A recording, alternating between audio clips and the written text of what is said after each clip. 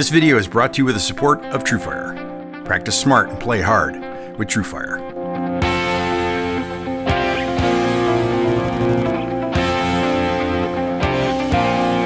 Hi, this is Keith Williams. Welcome to 5 Watt World, where it's to help you get the most music from the least gear. This might be 5 Watt World subtitled as Most Money from the Fewest Guitars. But I'm fascinated by all types of collecting, and that includes what people are willing and able to pay for the most expensive guitars sold at auction. I should say from the start, this is a list of guitars with sale prices that can be verified. Private sales like the Hendrix Woodstock Strat to Microsoft's Paul Allen or the Greenie Les Paul to Kirk Hammett won't be covered here.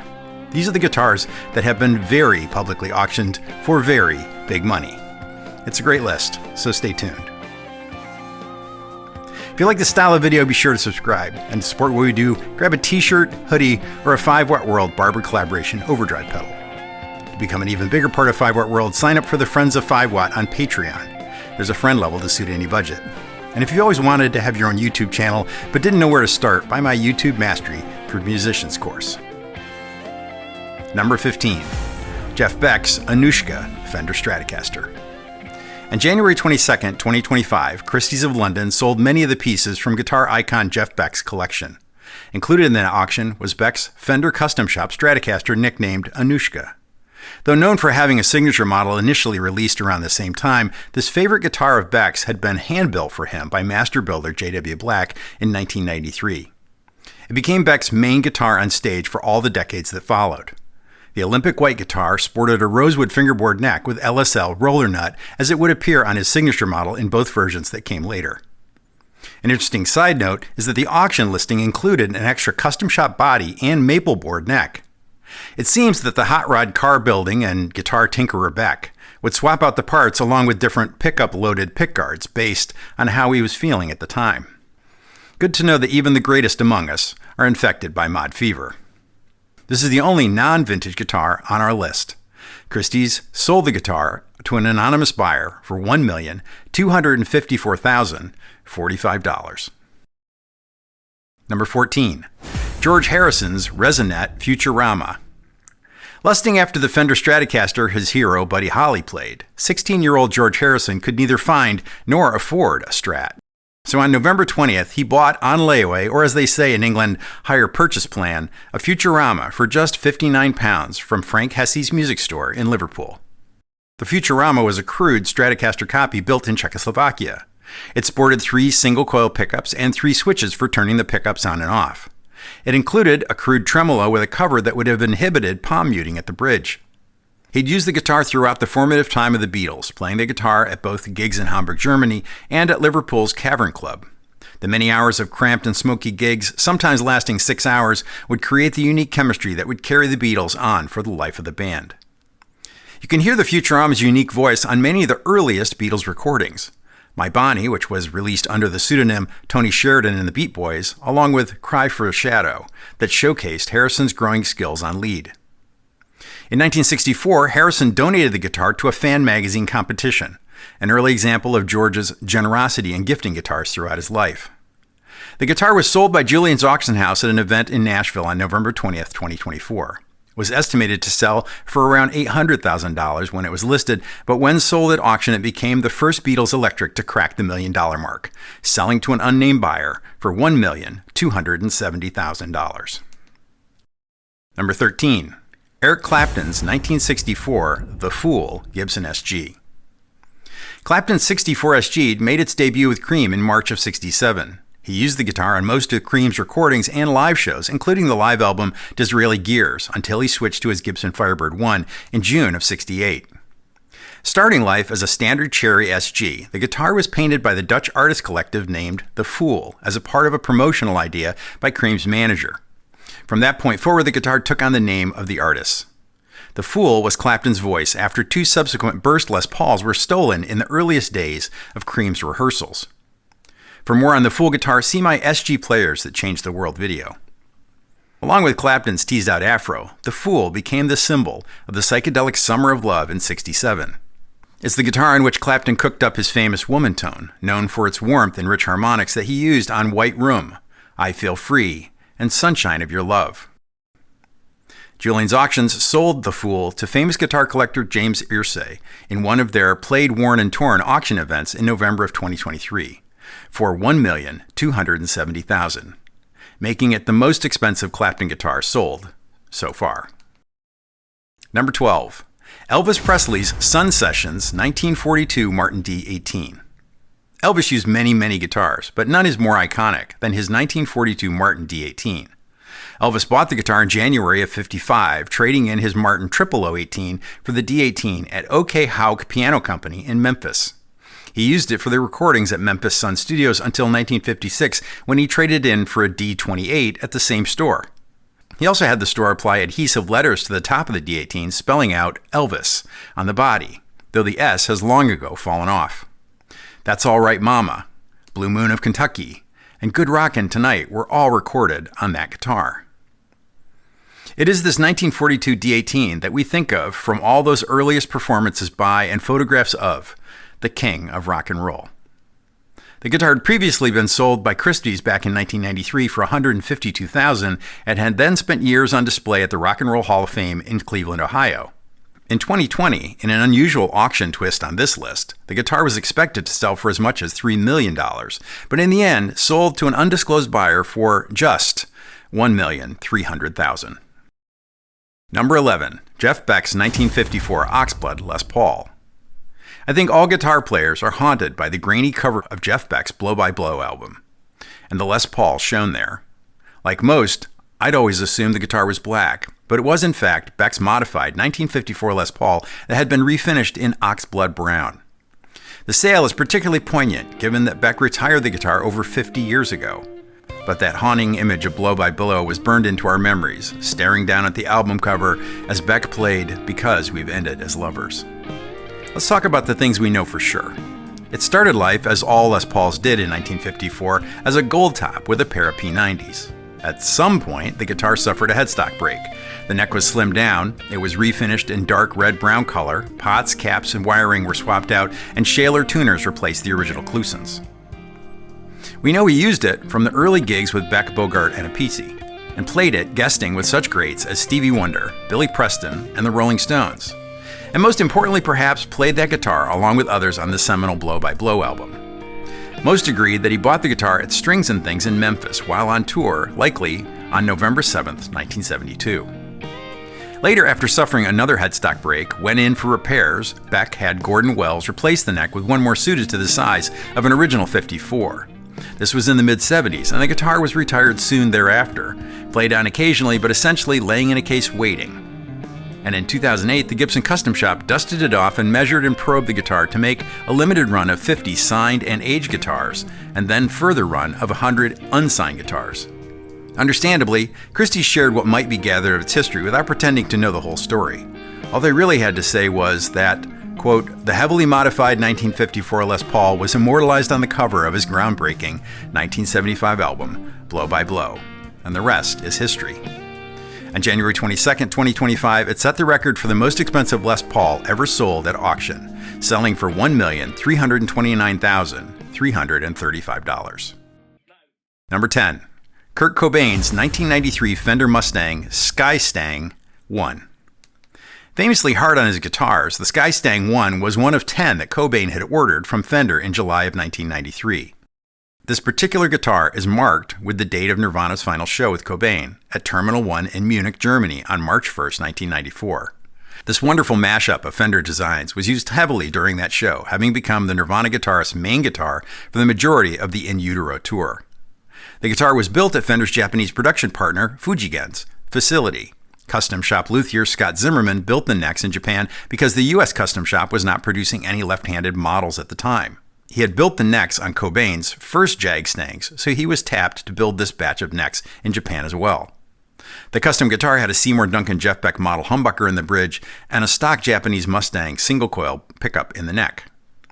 Following Cobain's death, the Skystang 1 passed to his brother Chad Cobain before eventually going to auction in late 2023.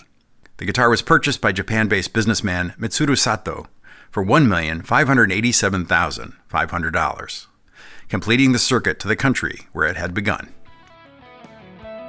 I've been using TrueFire for over 10 years. I'm interested in all kinds of music, so I subscribe to the All Access Pass to use everything in the TrueFire catalog. They always have a variety of lessons that I need for learning more about guitar. As a viewer of 5 Watt World, you get an exclusive 50% off discount on the All Access Pass. Sign up for TrueFire to support 5 Watt World and get some great lessons at the same time. Practice smart and play hard with TrueFire. I'd like to thank TrueFire for their support in making this video. Number 9. David Gilmour's 1954 Fender Stratocaster. Confusingly, the serial number of 0001 makes one think that this was the first Stratocaster, but that isn't the case. The first production Strat's serial number was actually 0100. Rather, this custom white guitar was one of the very first pre-production Strats that was given to Fender endorsees to begin promoting the new model. The first owner of the guitar was country star Rex Gallion, and before David Gilmour owned the guitar, it spent some time with Seymour Duncan. Gilmour used the guitar live on occasion, but famously it was on this guitar that he played the funk rhythm part on Another Brick in the Wall Part 2 on their seminal 1979 Pink Floyd album, The Wall. In hindsight, it seems Christie's sales estimate of 100 to 150,000 seems rather pessimistic. Sold alongside 120 other instruments from Gilmour's collection, the 54 white Strat sold to Jim Irsay for $1,815,000. Number 8. Jerry Garcia's Wolf. The only custom-built guitar on this list is Jerry Garcia's Wolf guitar. Luthier Doug Irwin built the guitar in collaboration with Jerry using laminated fancy maple for the front and back over a Purple Heart wood core. Irwin came up with a new shape, crafted the custom hardware and the controls himself. It had a system that allowed pickups to be dropped in and out, along with 2 outputs to let Garcia run his effects loop separately, switching it from the guitar.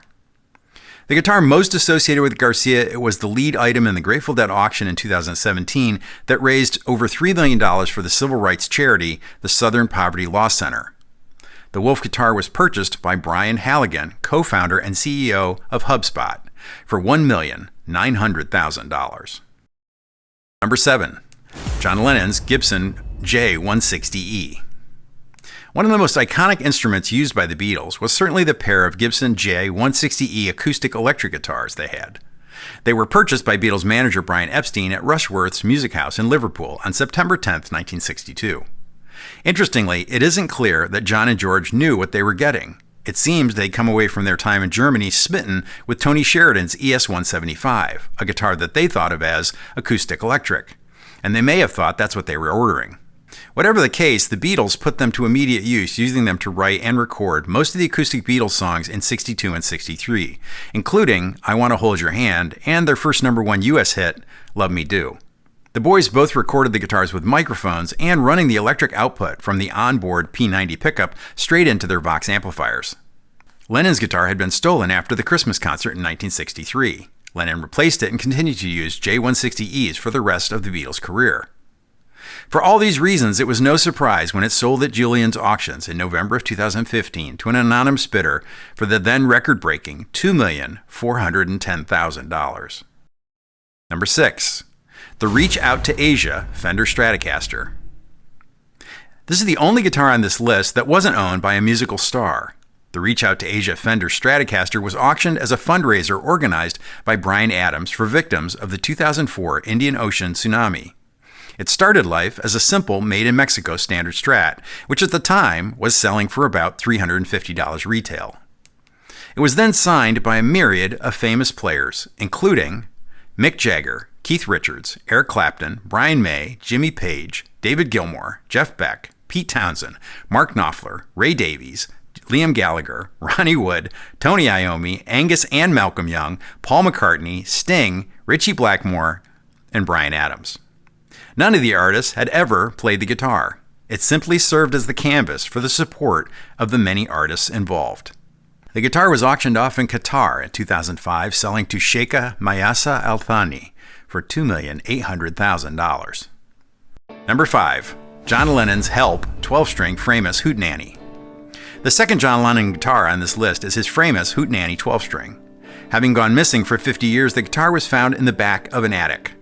A very important Beatles instrument, it was used extensively during the recording sessions for Help and Rubber Soul. It was also used in the filming segment of the movie Help, being seen in the performance of You've Gotta Hide Your Love Away. was also used by George Harrison on the rhythm track of Norwegian Wood.